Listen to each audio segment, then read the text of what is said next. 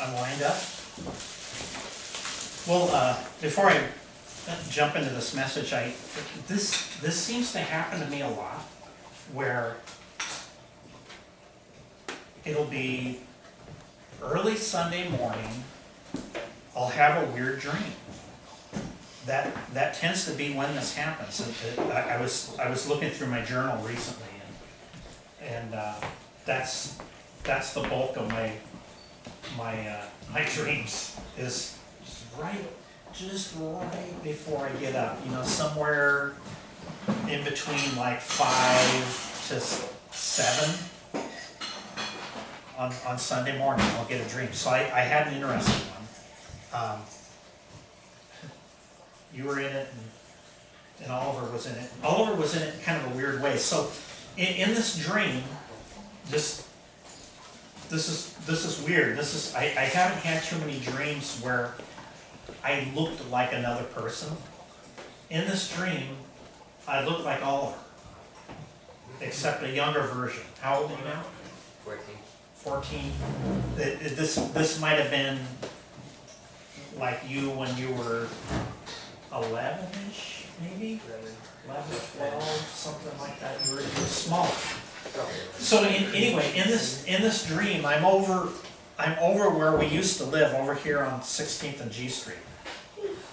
And there's this, by the way, if anybody has an interpretation for this, let me know. I haven't figured it out. Usually the dreams do kind of point to something that's kind of obvious. This one, not so much. Anyway, there's this wolf. It's running from the G Street house towards me, and I have a shotgun. And so I climb up into this tree, which, you know how in the dreams, your ability to do things is really greatly altered. At least it seems like in most of my dreams. I can't do things the way I normally could. But anyway, this tree, it's big, it's round, and I'm having trouble climbing it, but somehow I do manage to get up above the wolf, and he's like barking at me, and so I take the shotgun and I start shooting at him, but I can't hit him. I'm missing him. And then finally I get this really clear shot at him. He's not moving, he's just growling and looking straight up the tree at me. I'm like, got a perfect face shot. Click. It's like something out of a movie. Just, I'm empty. And for some reason he runs back to the house, and so I'm left up in the tree going, should I just stay? Maybe I should just stay in the tree. I'm like, I gotta get out of the tree, I gotta get ammo, get away from this wolf. And Ryan's in there, but it's weird because you're like a shadow figure. It's like, I know it's you, but I can't really, I can't really see much definition, but you're kind of like throughout this whole dream, you're there with me, which is interesting. So anyway, we're like, somehow you're in the tree with me. The dreams are weird. I don't remember you climbing up in the tree, but you were there with me. So anyway, we come out of the tree, and there's a canal up somewhere around Harris Street that runs east to west, and it's this big canal, and I figure I'll run over there and go across it, and the wolf will lose our scent and we'll be free. And so we're running. By now the wolf has finally figured that we've exited the tree, and he's like working his way towards us, and so I end up in this weird like run-down courtyard. It's huge, and it's got this door on the far end that's rotting, and the casing around the door is rotting. We run through that, and the wolves get close now. And so I'm thinking, I gotta wedge the door shut with something, and there's this hubcap from a car. And so I grab it, and the casing is so rotten that I'm able to just take the hubcap and shove it against the door and into the casing. And so by now the wolf is like banging on the door, and you can tell that door's not gonna hold much longer. And so me and Ryan jump up onto this railing, kind of like this out here. And so we're on the railing, and on the other side of the railing is the canal. And there's a bunch of growth, like on the far side, kind of like the way you would see it on Benbow when they don't cut stuff down, it's thick. But you can see the water there. And so I remember thinking, as I'm moving back and forth on the railing, that the wolf is going to be able to pick up our scent on the railing. And for some reason, I'm obsessing on that. I'm like, he's going to smell it up there, and he's going to be able to smell where we jump into the water. And so I'm kind of thinking, okay, so we'll jump into the water, and me and Ryan can like drift with the current down to wherever, and then cross, and that'll confuse the wolf. And then I woke up and I roll over and I look at the clock and it says 7:09. And I'm like, oh, okay. It's about time for me to get up anyway. Okay, I may have an interpretation for this. Oh, please, This is yeah. not of the Lord, but What do you got? it seems to me that there's a message of waiting on the Lord, His timing, and not fighting against things in our own strength. So it's like you fought against this wolf in your own strength, and then you missed the shot when it came. Yeah, okay. You know, if you wait on the Lord and you're paying attention to His timing for things, it could have been over right then, instead of creating this whole mess where you're trying to the enemy's got you on the run, and there's this whole complicated thing happening now where it could have been a simple solution if you would have waited on the Lord's perfect timing to take your shot. Oh, okay. Hey. Funny thing is, I had a dream where the wolf was chasing me. Yeah, I didn't ask you about yours. No, Recently. Can you remember any details? Yeah, so we were at the zoo with our family. There's like a zoo near our park, not Sequoia, and there was like this wolf, this like glowing blue like wolf, kind of like a ghost. Oh, wow. In a cage, and I just remember seeing it and be kind of like being scared, and then we went over to the park, and I remember seeing Micah running up saying there's a wolf, and then me kind of confused, and then seeing Noah Upton running up saying there's a wolf, and then I see the wolf coming, and then it's like about to eat me, and then I wake up. And then you woke up. Yep. Interesting. Yeah. I remember it pretty When clearly. I always have a bad dream, when I have a dream and then something bad's gonna happen, I always wake up. Yeah, that's nice. That's pretty typical. Something Yeah, really, it's really bad you happens, just usually you're not.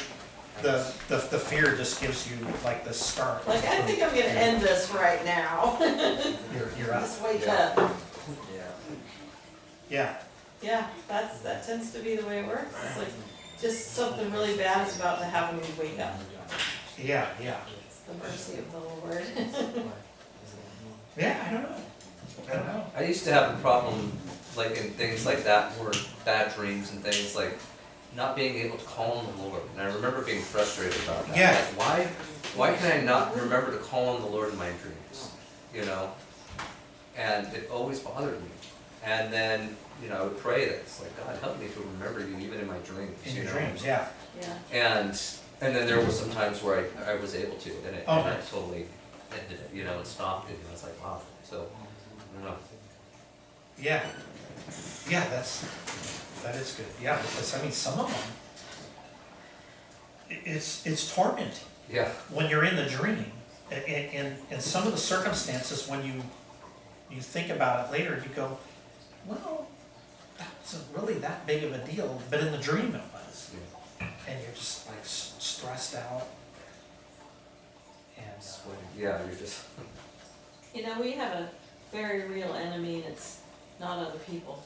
It's, the satanic world, Satan, and Yeah. his followers, the demons. And they are out to get us, and You know, I've often thought, the devil is so much more powerful than we are. He could squash us in a second. However, God is so much more powerful than the devil that he could squash him in an instant. Yeah. You know, it's, sometimes the world portrays it almost like there's this monumental battle between Satan and God, and who's gonna win, like there's any chance that the devil could possibly defeat the Lord, but the Lord has a purpose for him, and he's teaching us something in this life that will be remembered in the life to come. So, you know, we really don't have anything to fear if we're waiting on the Lord, praying and asking for his will. He will protect us. But oftentimes we get scared and we react. We start shooting. Yeah, oh yeah, We back to start the day, shooting yeah. and it's like, you know, God's like, no, wait on me, trust me. And things can go pretty well Yeah, when we wait on and trust on him. And, you know, it's like we can even have peace in the midst of horrendous trials. yeah, we can. You know, it's like, I think of the story of Corrie ten Boom, who was in that horrible situation, and just the peace that God gave her. You know, it's like, and she had her moments where she didn't have that peace, but she Right. saw through God's plan through all of that. Yeah, she did. Amazing.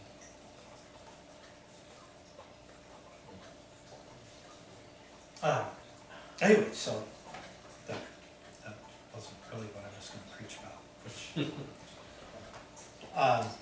no, I was, like I've told you guys before, I don't tend to like to theme, like do a series, but I'm kind of doing a series, and it's really been addressing the issue of racism. And racism, when you start to think about it, I don't tend to go into studying God's Word with that topic in mind. But when you do, you find out that it's all over the place. And I was thinking about another story in particular, is the story of Esther. Addresses that issue. And what I want to do before I get into the actual story of Esther is to kind of give you guys a little bit of a background about what was going on historically surrounding her life. So in around 608 BC, the Babylonian Empire took over Israel. And like I was talking about last week, what they would do along with the Assyrians is they would tend to conquer countries and then take people into exile that they felt would be useful for the building of their kingdom. And so that's what they did with Judah. And so anyway, the Israelites go into Babylon, but then a power shift takes place. The Persians end up overtaking Babylon, and this is how it happened. One night, Belshazzar, the son of Nebuchadnezzar, was putting on a banquet for the noblemen in the country, and so what they decided to do was to take the cups and the bowls and things that were used for the temple worship in Jerusalem and use them for their party. And so they're drinking out of these things, and as the party is happening, they see this giant hand start to write on the wall, and it just freaks everybody out. And Belshazzar's like, what does that mean? He can't understand what the inscription means, and so he gets his wizards and astrologers and magicians together, and he's asking them, what does that mean? And they're looking at it and going, we have no clue what that means, and he says, look, he says, I'll give you a reward. You'll have a purple robe. I'll put you third in command of the kingdom if you can figure this thing out. And they're still stumped. They're like, we don't know. And then the queen, his mother, says, there's this guy that served under Nebuchadnezzar named Daniel. He's got it. He can tell you what that means. And so Daniel, he steps forward and he goes, save your gifts. I don't need to be rewarded for this. But here's what this means.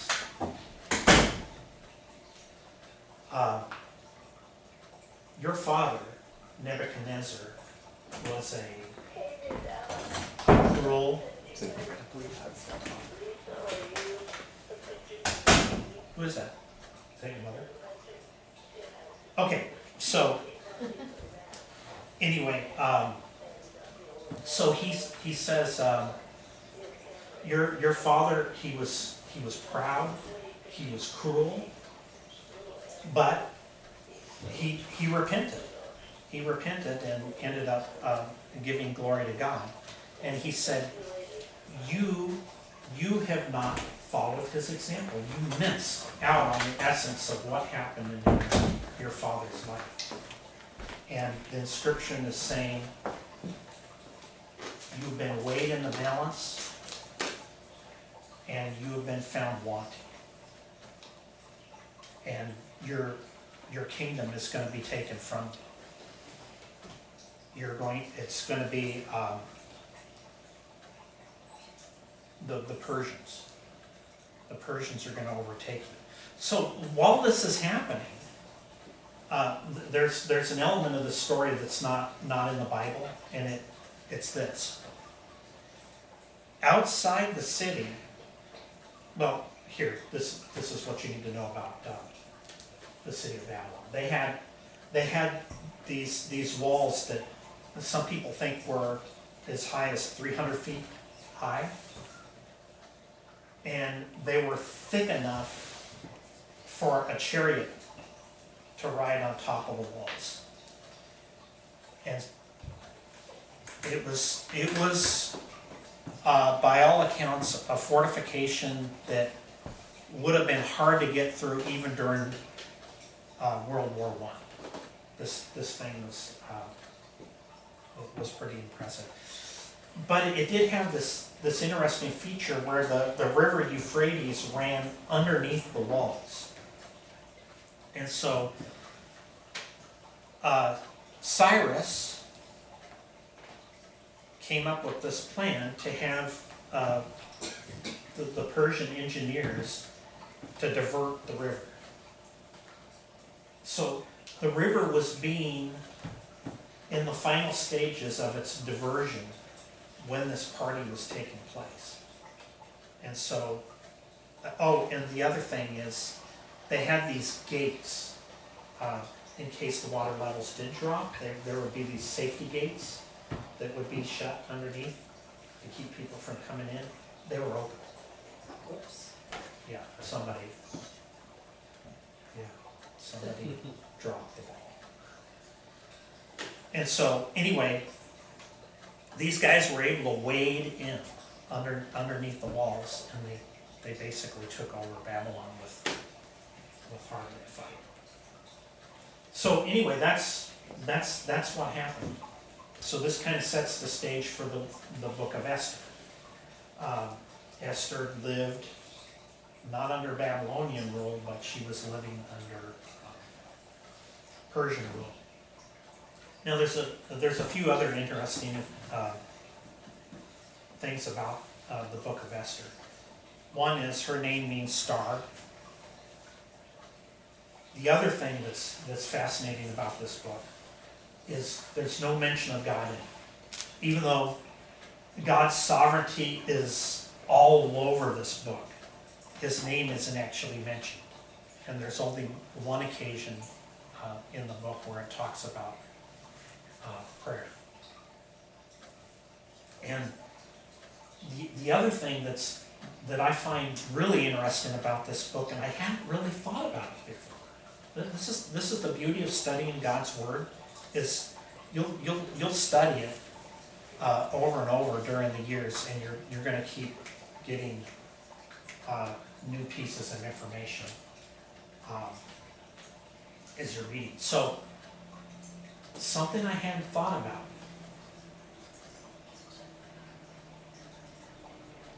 Under the rule of Cyrus, he let the Jews return around 516 BC. Guess who didn't go back to Jerusalem during that time? Esther and Mordecai. They could have. They were free to go back to their home country, and they didn't do it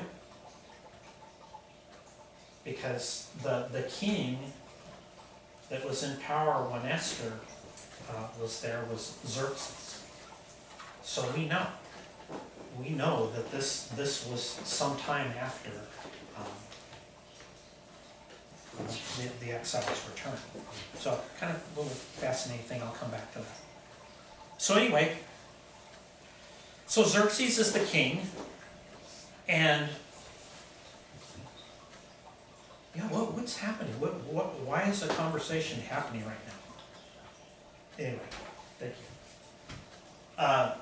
So Xerxes is in power, and he's having a banquet. This is like a big deal. We're talking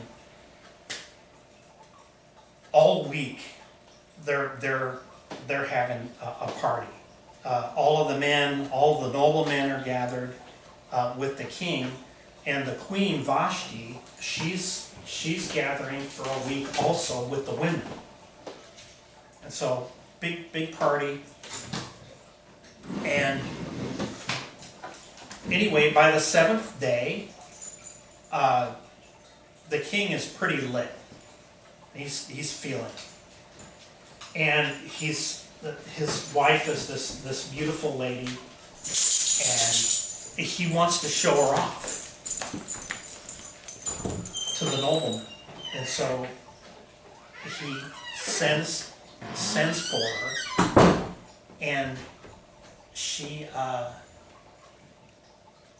basically is like, I'm not a piece of meat. I'm not coming. I'm interpreting a little. I think that's kind of the gist I got. It's just like, yeah, I'm not coming. And so anyway, Xerxes is like humiliated in front of all of these guys, and so he gets his advisors together, and he's like, man, what's up with that?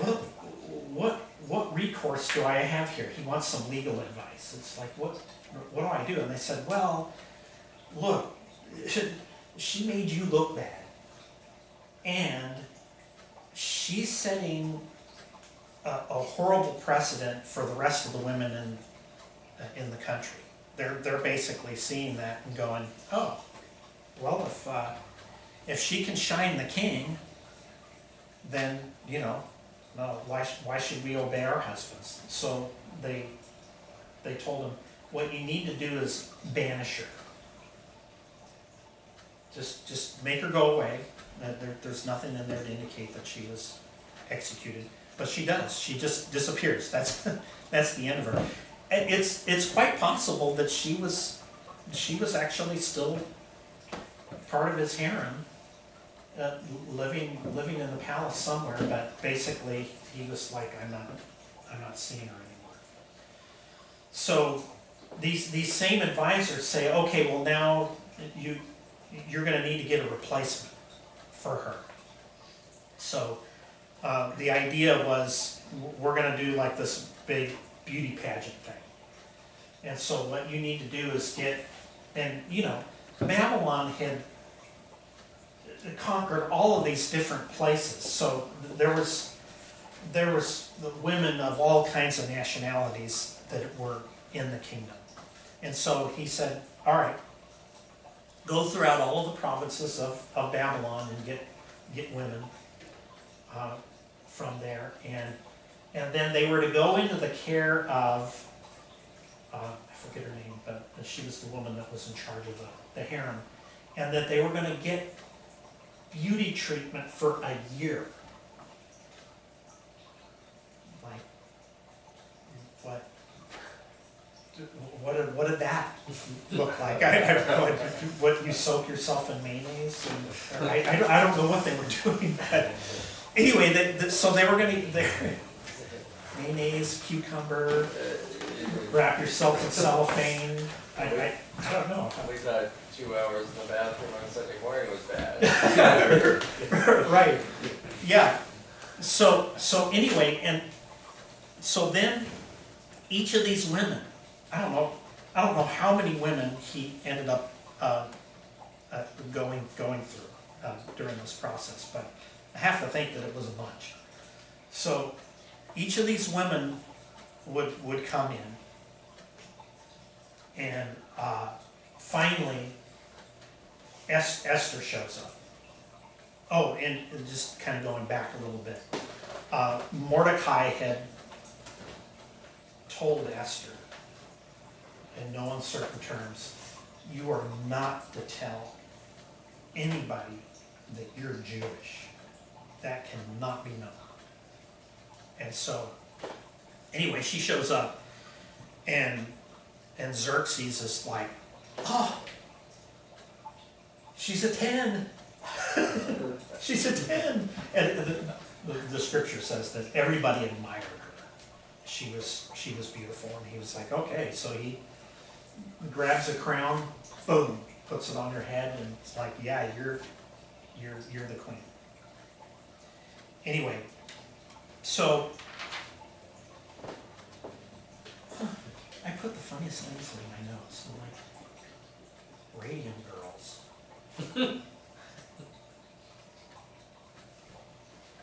I guess, yeah, I saw something about Radiant Girls, and I guess I decided I better put a note there to remember that would be something I would use in the future.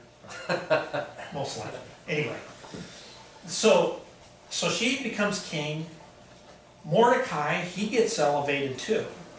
He becomes an administrator in the kingdom, and not long after he becomes an administrator, he actually smells out a plot to kill the king.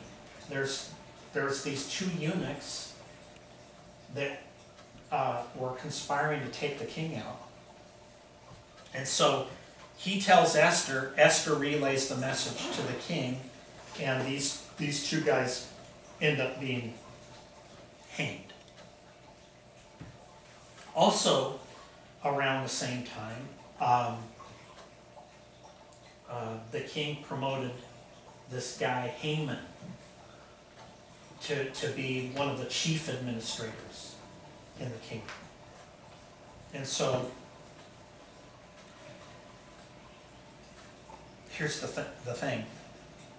Haman hated Mordecai because every time, one of the rules was that if you were an administrator, a chief administrator in Babylon, even other officials below you had to bow before you. And so every time he would go by Mordecai would just be like, no, bow to nobody. And so Haman just, his hatred for him and the Jews started to grow at that point, and he hatched this plot to take Mordecai out and the rest of the Jews. So during the 12th reign of the King Xerxes, he goes in and he says, he kept it nebulous.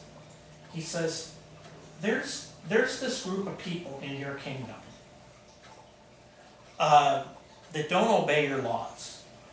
And so I submit that they're wiped out. That you come up with a decree to take care of these guys. And so he catches Xerxes gets blindsided. He doesn't investigate. He just accepts Haman's word. And he goes, all right.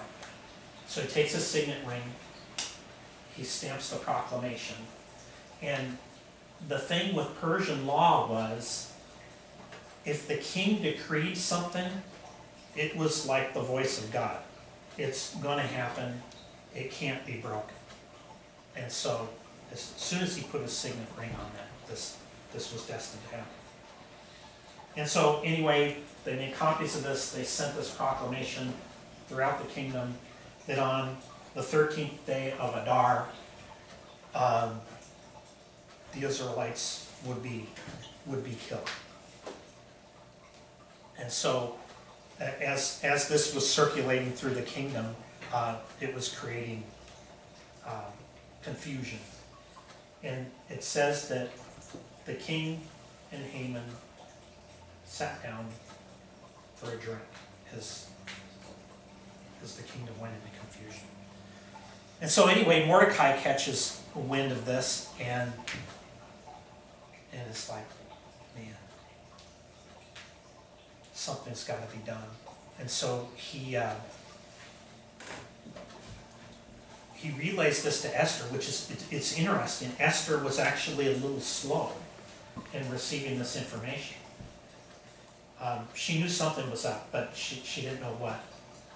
And so Mordecai fills her in and says, look, considering the position that you're in, you need to do something. You need to talk to the king about what's going on. And she goes, if I go to the king and he hasn't called, I can be killed.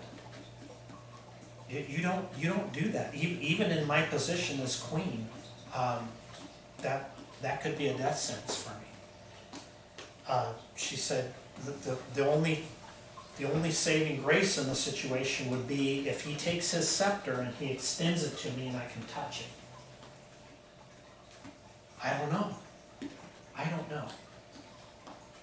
And then Mordecai says, it could be that, he doesn't say God, it could be that you have been raised up for just such a time as this. And so she goes, all right, well, I'm in, but I need prayer. And so, like I said, this is the only time prayer is mentioned in the whole book. She says,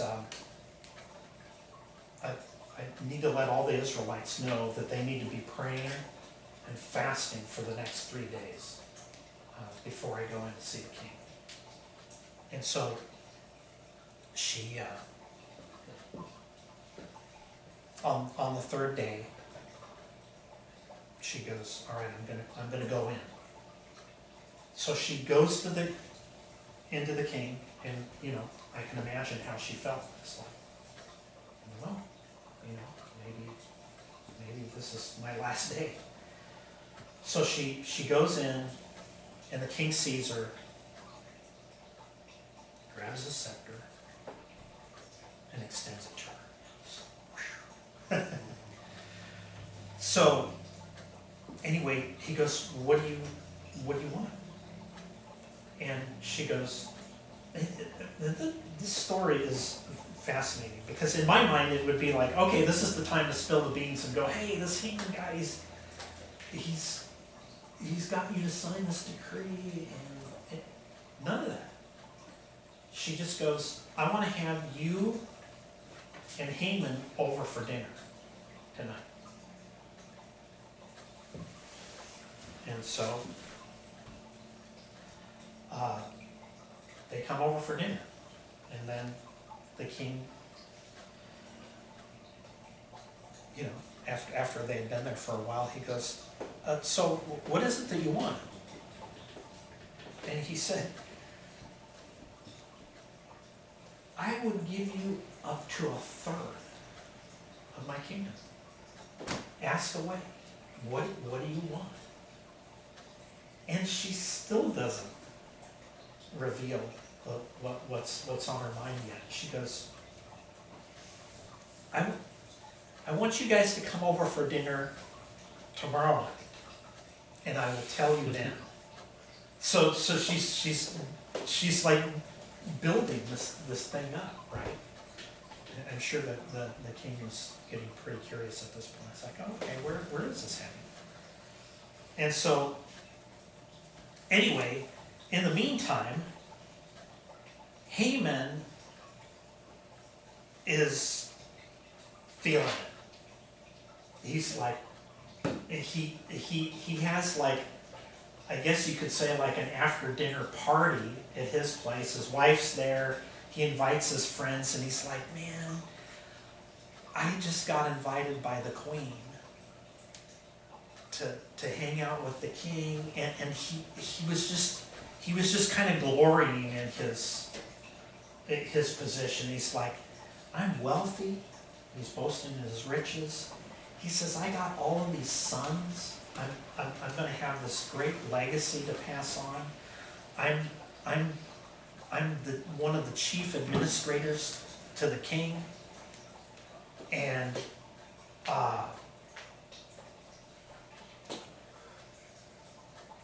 anyway, so he said, there's this one thing though that would make my life complete, and it's getting rid of this Mordecai people and these Jews. And so his friends were like, yeah, just string him up. Make this giant gallows 75 feet tall. And you think about that. That's crazy. I mean, how high off the ground do you need to be to hang somebody? Not very high. Clearly, what they had in mind is, you stick this thing in your backyard and you hang that guy 75 feet up in the air, and everybody's going to be able to see. And so, anyway, it's like, yeah, sounds like a plan. So, that night, the king he's having trouble sleeping. He's tormented, and it's specifically about Mordecai. It's like something's wrong here. From what I can see reading the story, it seemed to center around the idea that I don't know if Mordecai's ever been properly honored for saving my life, and so he gets out some official records and starts going through, you know, how Mordecai figured out the plot against him, and he sees that there was nothing done. He wasn't honored in any way, and so he goes, that's wrong. We need to fix that. And so he calls Haman. Now this is where the story gets very interesting. Haman's already had this gallows built, and he was already intending to come see the king to say, you know, let's string up Mordecai. But the king gets a hold of him and calls him in, and he goes, hey, you know, what would be a fitting way to honor somebody in the kingdom? And Haman's thinking of himself. He's thinking, oh yeah, this is it. the story's even getting better. And so, he goes, well, he should wear a purple robe, he should ride on the king's horse, and he should be taken through the kingdom. And a proclamation should be, this is how the king honors those who have served him well. And then the king goes, all right, we're honoring Mordecai. And Haman's like, gotta be thinking, the guy that I hate more than anybody on the face of the earth, he's gonna honor. And I have to be the guy that parades him through the city. And so, anyway, he's doing this. And he gets home and he talks to his wife and says what's happened. And she goes, can you see what the king's doing? He favors Mordecai over you. You're toast. Now, the second dinner. So Haman's probably feeling a little differently. But he still has no idea what's coming. In fact, I want to actually read this part of the story. This is in Esther. Esther chapter 7.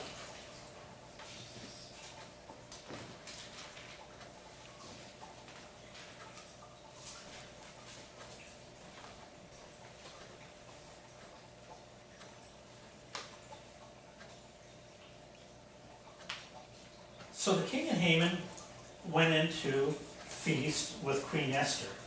And on the second day, as they were drinking wine after the feast, the king again said to Esther, what is your wish, Queen Esther? It shall be granted you. And what is your request? Even to the half of my kingdom, it shall be fulfilled. Then Queen Esther answered, if I have found favor in your sight, O king, and if it please the king, let my life be granted me for my wish, and my people for my request. For we have been sold, I and my people, to be destroyed, to be killed, and to be annihilated. If we had been sold merely as slaves, men and women, I would have been silent. For our affliction is not to be compared with the loss to the king. Then King Xerxes said to Queen Esther, who is he, and where is he who has dared to do this? And Queen Esther said, a foe, an enemy, this wicked Haman. Then Haman was terrified before the king and the queen. And yeah, I can only imagine. He's like, what? She's Jewish.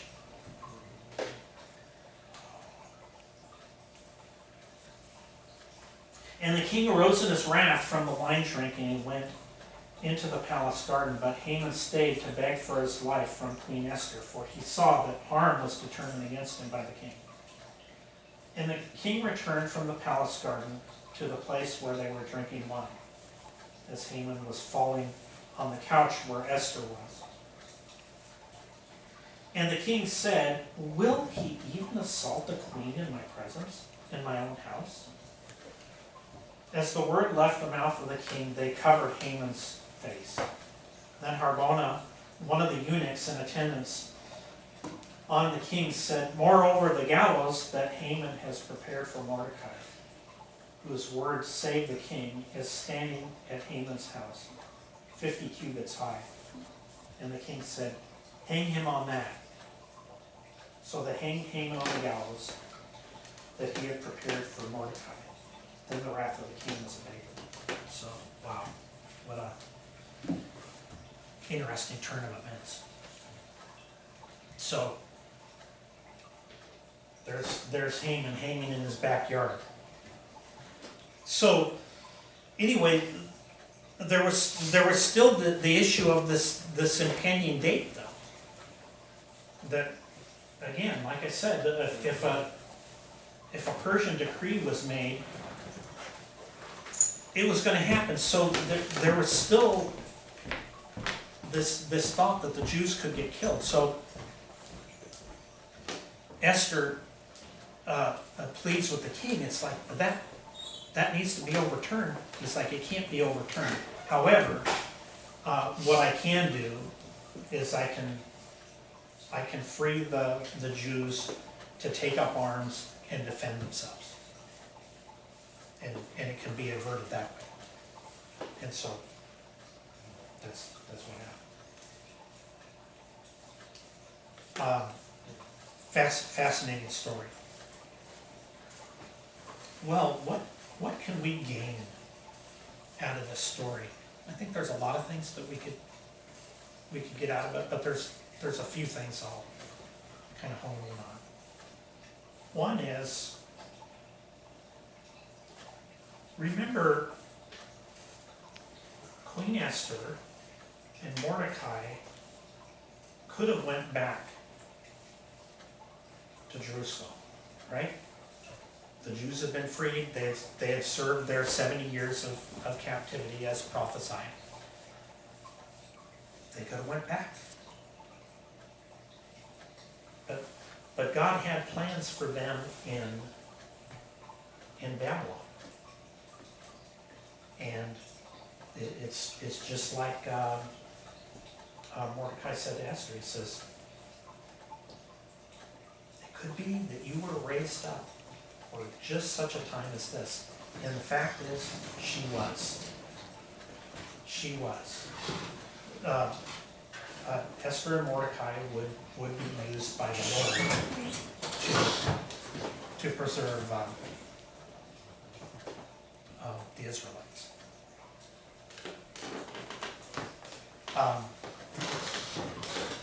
So what about us? Do you ever find that there's times that you would maybe prefer to be in a different situation?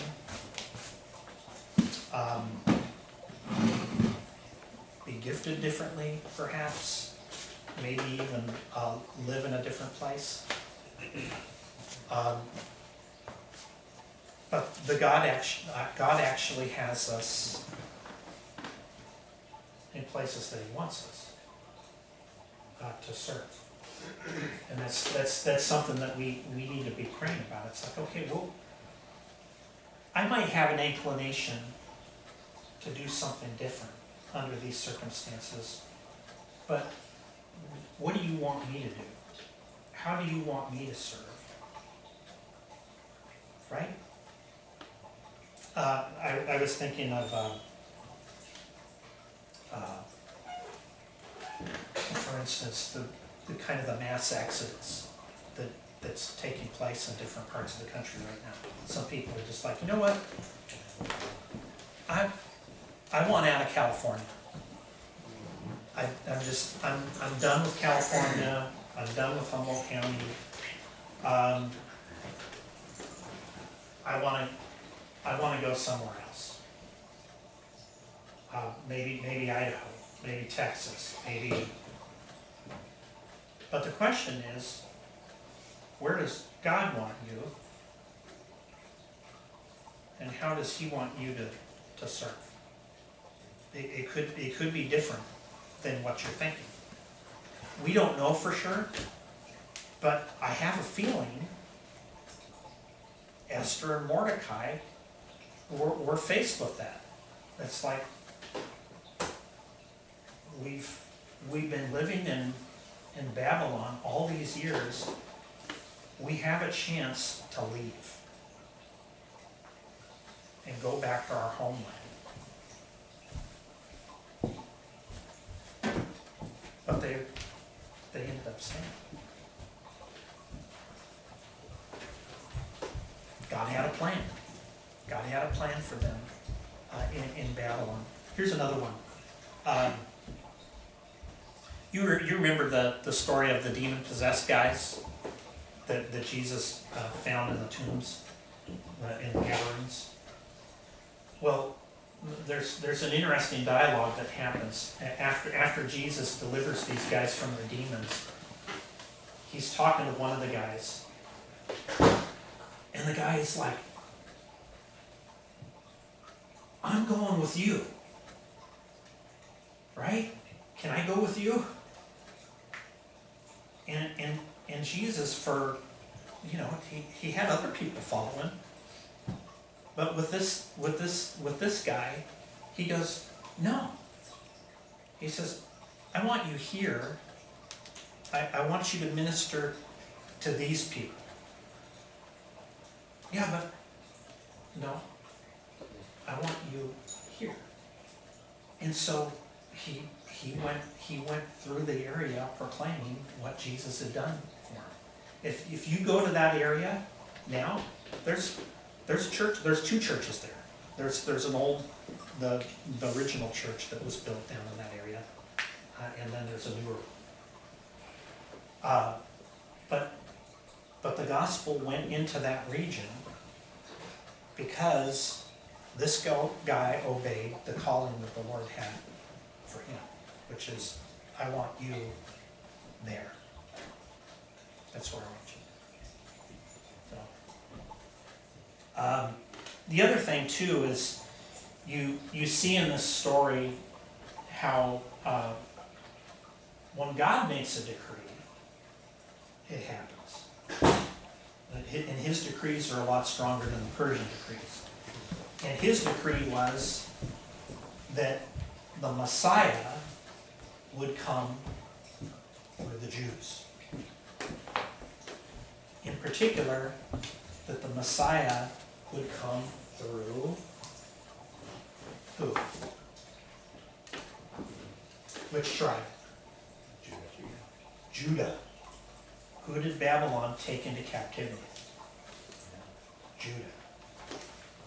And so he's going, "I'm preserving the line of Judah.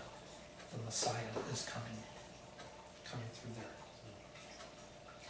Also, the story says something about putting our trust in the Lord regardless of circumstances, right? I mean, this was a messy situation. I mean, this is stuff that we haven't experienced. I mean, for all of the turmoil that's going on in our country right now, we've never experienced anything like this as a people. I mean, they were taken captive, right? And then there's a power change that took place while they were in captivity, right? They're in a very immoral country, and what did the Lord say to them? He said, "Build houses, get married, work your jobs, pray for these people, they need it, and glorify my name in Babylon." That's what I want you to do. So, and the Lord's instructions haven't changed. That's what He wants us to do here in America, here in Humboldt County. So,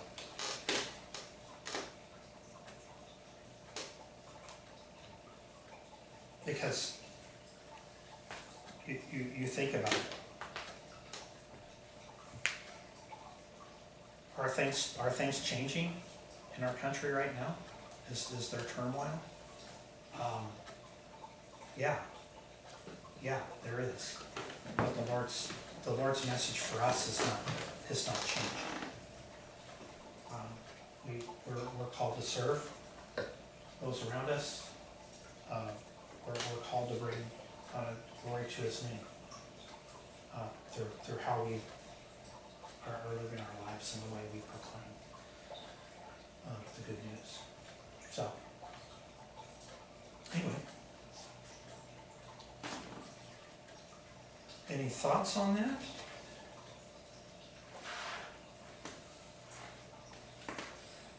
go to San Diego. It's okay. Yeah, that's no condemnation for anybody that would be inclined to move, but it just, Yeah. it does give me, when I read this story and others like it does give me that pause for thought. It's like, well, yeah, I have all kinds of inclinations. Mm-hmm. Like, I was just thinking recently, I could sell all of my assets. And I could go to, you know, a nicer, you know, or more rural country setting that's kind of insulated from, you know, a lot of the stuff that's taking place in our country right now. And some of these places, man, you sell property in California, you could go live like a king if you pick the right spot in this country, and you could have your own little kind of slice of heaven here on earth, right? But would that be what the Lord wants? He might want you to be here and preach the good news. Right here in little old Eureka. With all of our liberal tendencies. The gospel needs to be here too, right? All right. It's important to remember, we're not in retirement yet, you know. Right. We will be when we get to heaven, but Yeah. until then, we have, you know, it's like, that's kind of the retirement mindset. I'm gonna go off to this other country and just live the rest of my days in comfort until I die, and, you know, God doesn't have that for us, you know, we're in a battle, you know, and it's not done yet. It will be, Yeah, but it's not yet. yeah, sure. That's true. All right, well, that's great. Thank you, Lord. Lord, we thank you for this time to hear your word, and Lord, we do. We want to we want to be obedient, like Esther and Mordecai, to the calling that you have on us. And you have a specific way that you've gifted us, and want to use us to love our neighbors. Lord, I pray that we would walk in those callings where you have us, and that there would be a rest that we could experience as we're doing what you would have us to do. We pray this in Jesus' name.